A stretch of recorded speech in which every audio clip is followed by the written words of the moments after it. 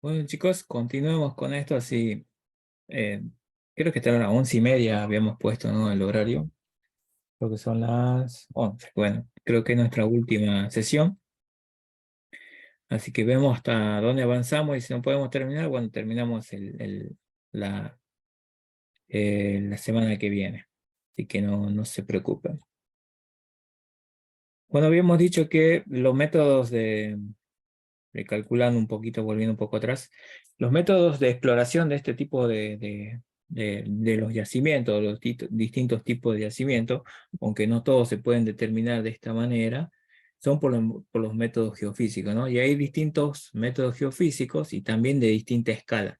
Estuvimos recalcando, por ejemplo, la de magnetométricos. Hay magnetométricos a nivel continental, magnetométricos a nivel regional y magnetométricos a nivel muy local, que para eso se utilizan los drones, ¿no?, que tiene una resolución muy importante y que nos permite determinar anomalías magnetométricas que quizás son muy pequeñas y a nivel regional no se lo puede determinar. Para eso utilizamos los drones, ¿no? Por ejemplo, anomalía magnetométrica muy importante en este sector, que se puede cotejar también con otras metodologías también de prospección, ¿no? Como la de sensores remotos, etcétera, ¿no? Que que finalmente nosotros vamos a tener un conjunto de datos que que se pueden cotejar unos respecto de otro y puede definir un área de interés. Ese es el objetivo de la prospección, ¿no? Determinar un área de interés, donde quizás potencialmente yo pueda tener un depósito mineral. Y cuando determinamos el área de interés, vamos directamente al campo. Ahí se hace lo que se llama la salida de campo, ¿no? Vamos a ver qué vamos a encontrar en esa área de interés. Supongamos que esta sea nuestra región y determinamos que nuestra área de interés, en este caso, sea esta región. Vamos a cambiar de color, vamos a poner azul. Esta región no se ve azul, vamos a poner amarillo. Determinamos que esa región. ¿Y qué hacemos? Vamos al campo. Vamos a ver con qué nos encontramos ahí, ¿no? Y esto es muy auspicioso determinar esta zona porque muchos antes, cuando estaban los antiguos, ¿qué hacían? Recorrían todo el área sin saber dónde ir. Simplemente recorrían, digamos. Caminaban y caminaban y caminaban para ver si encontraban algo. Eso eran años antes, ¿no? Cuando no habían estas herramientas que tenemos hoy en día, ¿no? Hoy en día, ¿qué hacemos? Determinamos un área de interés y vamos directamente ahí. Ganamos mucho. La ventaja es que vamos a ahorrar un montón de tiempo, un montón de dinero, etcétera, ¿no? Así que el próximo paso es ir al campo. ¿Y en el campo qué se hace? Generalmente, el que hace esta tarea de campo es el geólogo de exploración, ¿no? Hace toda esta travesía, digamos, va al campo, ve qué rocas hay, toma muestras, etcétera, ¿no? Por ejemplo, ve si hay qué tipo de lotologías hay, si hay algunas mineralizaciones, hay ¿cómo se llaman esas concentraciones anómalas que tienen solamente interés científico y técnico? ¿Cómo lo habíamos definido? Ocurrencia. Ocurrencia, si hay alguna ocurrencia que puede ser auspicioso para encontrar algo mucho más interesante, para ver si podemos encontrar algo más importante como un depósito, ¿no? Cuando cuando vamos al campo, generalmente tomamos las muestras, que sería lo más importante, ¿no? A esa muestra, ¿qué hacemos?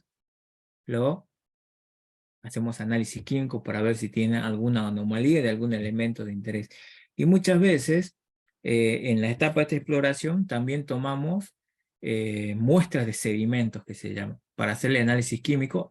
Y habíamos dicho que la geoquímica también utilizamos para la prospección, ¿no? Si hacemos análisis de sedimentos, por ejemplo, podemos aplicar las técnicas de la prospección geoquímica. Porque, ¿qué pasa? Por eso acá dice geoquímica, búsqueda de anomalías geoquímica, prospección geoquímica. Porque ¿qué pasa generalmente en un yacimiento? El yacimiento cuando está expuesto es erodado. Y ese erodado se transforma en sedimento. Y no va muy lejos que digamos. Si nosotros, por ejemplo, tenemos este ejemplo particular, ¿no? De una beta que ha sido erodada y que ahora está cubierta. No lo vamos a determinar con ninguno de los otros métodos de superficie. Con los sensores remotos no lo podemos determinar, pero sí con algún magnetométrico, por ejemplo, ¿no? Con la anomalía magnética podemos determinar este sector. Si esto produce una anomalía magnética, determinamos que en ese sector hay algo interesante, pero no sabemos qué es lo que es. ¿Por qué? Porque está cubierto. Pero si hacemos los análisis geoquímicos de los sedimentos que están en este sector, el amarillo con el amarillo se corresponden en perfil y en planta.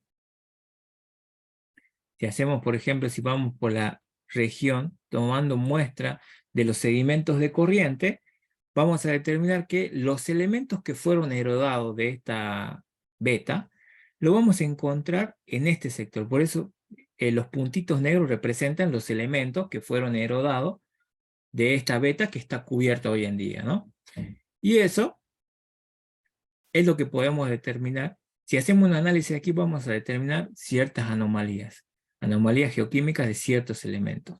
Y esos elementos se llaman pathfinders. ¿Qué quiere decir pathfinder? Que son elementos buchones. ¿Qué quiere decir? Que, por ejemplo, si encuentro aquí los pathfinders de un pórfido, por ejemplo, voy a encontrar selenio y otros, molibdeno, por ejemplo, una concentración anómala de molibdeno en este sector, me va a indicar que de donde proviene ese sedimento puede ser que haya algo interesante. Esa sería la mecánica de la prospección geoquímica de sedimento. Y acá hay un ejemplo, ¿no? de cómo es que se descubrió Chuquicamata. No se descubrió porque se encontró el pórfido en sí mismo, sino se descubrió por los geoquímicas de sedimento. Bueno, acá hay una historia bastante particular de cómo se descubrió Chuquicamata, ¿no? Dice que uno de los sedimentos se encontraba con valores anómalos de cobre, por ejemplo, de 90 a 580 ppm. Para que un sedimento tenga esa cantidad de cobre es muy raro, ¿no? Tiene que venir de algún lado.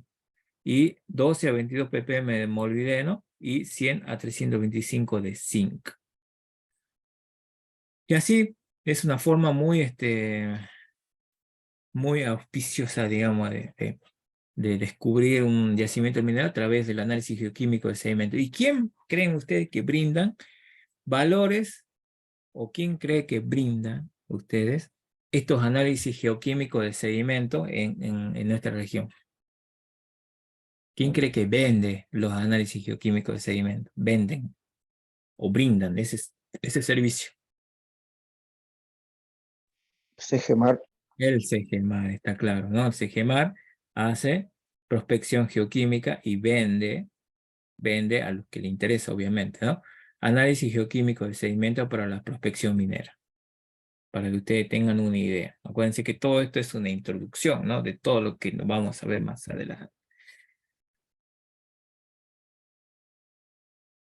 Y bueno, los geólogos obviamente se encargan de hacer la prospección geoquímica de sedimento y del mapeo también, ¿no es cierto?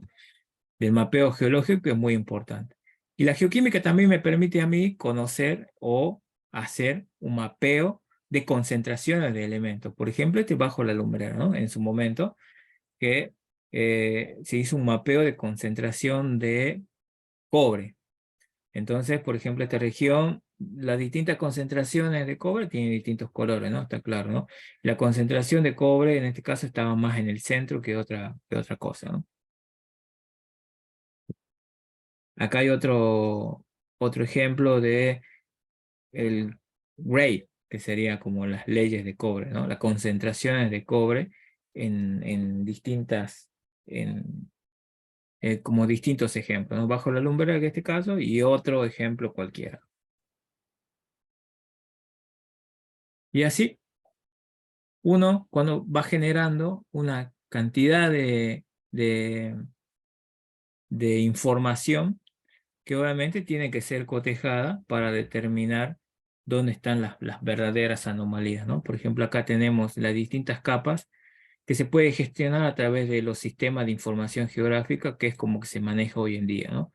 Por ejemplo, aquí tenemos la capa de geología, la geología por un lado, eh, Este es de la capa de anomalía geoquímica. Por ejemplo, acá muestra la anomalía 2, la anomalía 4, la anomalía geoquímica. Acá se muestra la magnetometría, por ejemplo, la capa de magnetometría. Esta debe ser las anomalías de gravedad, por ejemplo, todo concentrado o todo correlacionado a través de los sistemas de información geográfica, que es lo que se utiliza hoy en día, ¿no? Y con eso yo determino dónde está mi zona de interés, dónde puedo prospectar, dónde puedo perforar, dónde puedo hacer las labores mineras que normalmente uno realiza, ¿no? No voy a perforar en cualquier lado, ¿no? Está claro, ¿no? Y con todo eso, toda esa información que vamos obteniendo a medida que vamos avanzando el conocimiento del yacimiento mineral, uno realiza lo que sería el modelo del yacimiento, ¿no? Tanto en forma superficial como en 3 dimensiones, digamos. Y así podemos también calcular los volúmenes, ¿no? La cubicación que se llama, o conocer de manera más precisamente o lo más parecido a la realidad posible de las dimensiones reales del yacimiento, ¿no? ¿Y cómo lo hacemos eso? A través de la exploración, ¿no? A través de las labores mineras, ya sea cada una de estas líneas que ustedes ven acá, ¿qué representa? Esa línea que tiene un nombrecito, representa los pozos que se hicieron, en este caso que es un ejemplo de bajo la lumbrera, ¿no? Que también me permite conocer las leyes en profundidad y el volumen del mineral en distintas secciones. Esta es una sección que debe pasar justo por el medio, ¿no? Del yacimiento. Conocer el modelo del yacimiento, las dimensiones reales del yacimiento. Después que uno conoce eso, ¿qué pasa? Seguimos avanzando, ¿no? Si el proyecto evoluciona, eh, tiene una evolución eh, podríamos decir que puedo yo obtener un beneficio después de pasar por las distintas etapas de prefactibilidad, de factibilidad, y llego a la conclusión de que puedo extraer en las condiciones de mercados actuales, pasamos a la explotación, ¿no? A la explotación, y la explotación va a depender de qué tipo de yacimiento es, ¿no? En este caso, a cielo abierto, podría ser tranquilamente un porfio de cobre, ¿no? Que es que la explotación a cielo abierto sería como la metodología de explotación más conveniente para yacimientos de gran volumen, ¿no? Bueno, eso sería más o menos todo lo que, por todas las etapas que vamos a pasar dentro de yacimientos minerales, ¿no? Desde la génesis, la generación o la concentración de los elementos en la corteza, cómo se extraen los elementos de la corteza, cuáles son los fluidos que transportan esos elementos, cómo llegan a superficie, cómo se deposita o cómo circulan esos fluidos a través de la roca, cuáles son los efectos que produce la circulación del fluido en la roca, cómo es que precipitan la mena de interés y cómo finalmente se disponen los elementos dentro de la roca y así vamos a ir viendo desde profundidad hasta la superficie. Después, ¿qué pasaría ese yacimiento mineral si se expone a la superficie? ¿Cómo los atacan los elementos o los agentes atmosféricos? ¿Cómo interactúan con ese yacimiento? Si es beneficioso o no, si lo destruye o le causa algún, como nosotros decimos, algún efecto positivo, que en este caso puede ser enriquecimiento o puede ser destrucción total del yacimiento, ¿no? Así que vamos a ver todo eso. Y que si ese yacimiento ¿qué pasa con los elementos? Si forma otro yacimiento o no. En el caso del oro, por ejemplo, si una veta de oro es expuesta a la superficie, obviamente que va a generar un yacimiento en otro lugar y de otro tipo, ¿no?